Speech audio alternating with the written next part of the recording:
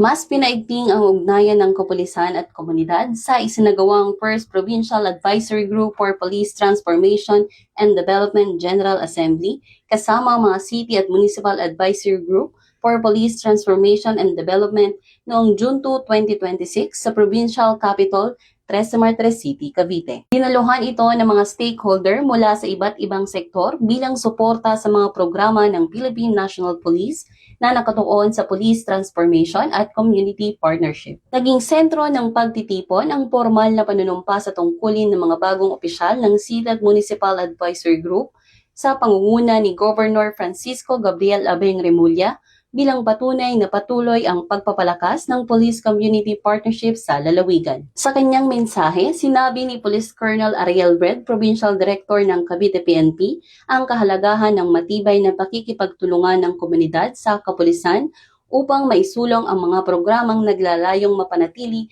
ang kapayapaan, kaayusan at kaligtasan ng mamamayan. Samantala, binanggit naman ni Governor Remulla ang mahalagang papel ng mga advisor group sa pagsusulong ng Police Transformation Program ng PNP.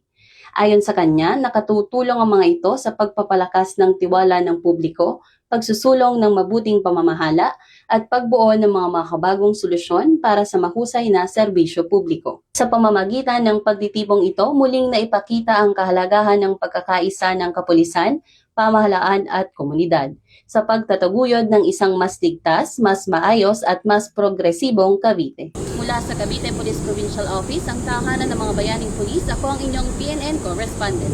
Alagad ng batas sa kapagtaguyod ng balitang pulis.